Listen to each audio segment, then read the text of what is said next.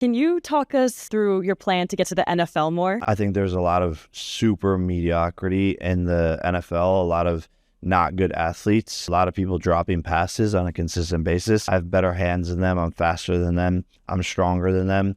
I work harder than them. Really, all it's going to take is just me after boxing, practicing some routes. Look, I respect the confidence of Jake Paul. Even though I think he has destroyed the sport of boxing, I respect anyone who has dreams and aspirations and they're willing to put in the work to make those dreams come true, because the vast majority of people, they're just not willing to do that. And to his credit, Jake Paul is right. There is a lot of mediocrity in the modern NFL, especially at the quarterback position.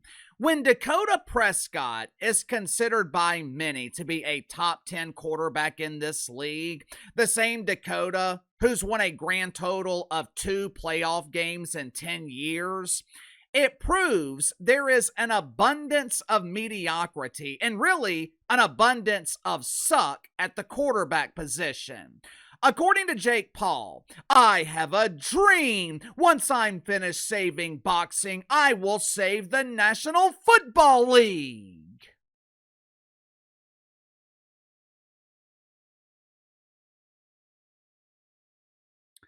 Yeah, it's time for Jake Paul to wake up. This isn't the California Penal League. This isn't the pretend football league. At 29 years old, you don't just magically go from fighting past their prime boxers to making an NFL roster. Hell, the vast majority of NFL players, they are retired by the time they're 29 years old. This is not the WWE, where they rely on doofus celebrities to elevate their unbelievably bad product. The NFL does not need Jake Paul to generate interest. It is not easy to earn a roster spot in this league. If you don't believe me, just ask Diego Pavia. Headline at ESPN. Ravens waive rookie Diego Pavia to make room for Ethan Pokic.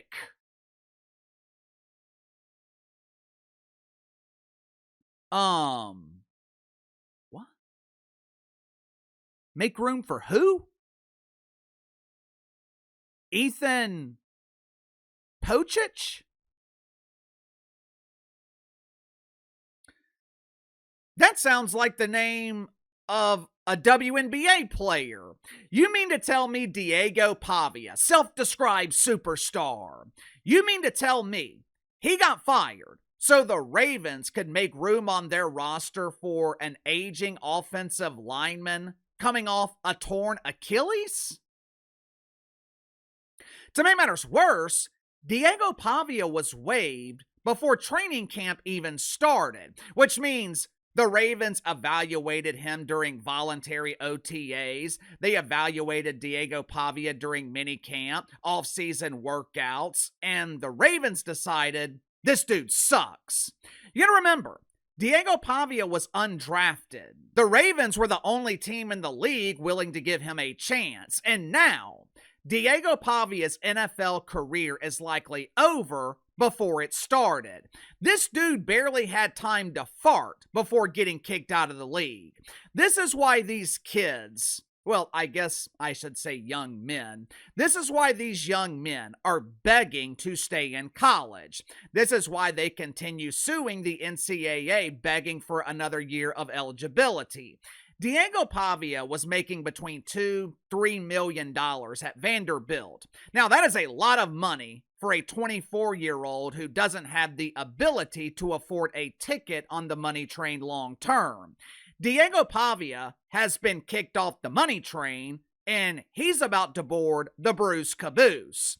To be honest with you, I actually feel bad for him. There is nothing worse than making great money and waking up one morning and realizing that money is gone. Diego Pavia is going from making millions of dollars to making minimum wage at Lobby Hobby.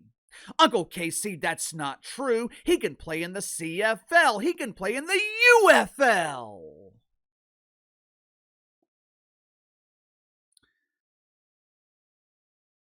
Have you seen those salaries?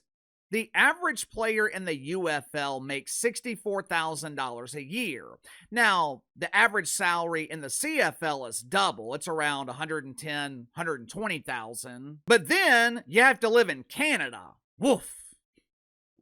I know $120,000 to play football. It sounds like a lot of money, but trust me, it's not.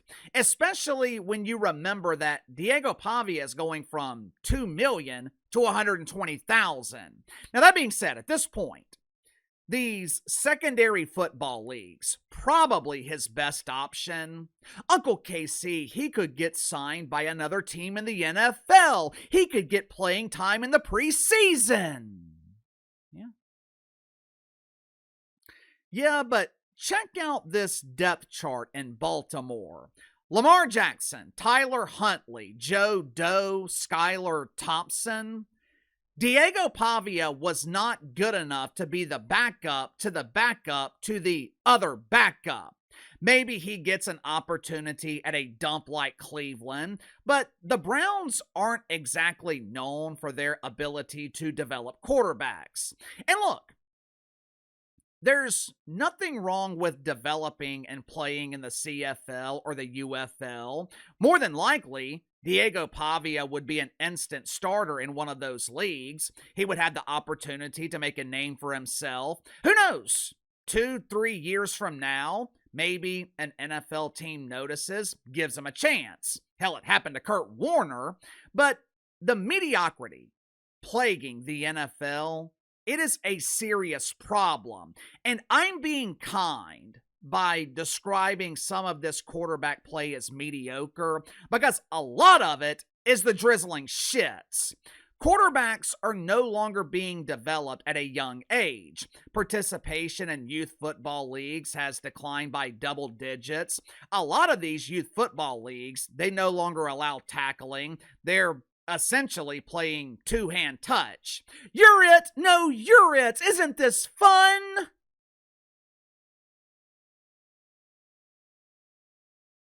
To make matters worse, you have kids at the high school level making six figures. Once they get to college, most of these players are vastly overpaid. You can make a strong case that they deserve to be paid since universities and networks are making billions of dollars. But there's an unintended consequence, and that is a lack of development, a lack of hunger to develop. Nowadays, if a freshman is a 5-star recruit coming out of high school and he doesn't get to be the starter in his first or second year, he transfers. This coach sucks. I'm the man in these streets. I'm a star. What the hell is he thinking putting me on the bench? I don't belong on the bench. I belong on the field.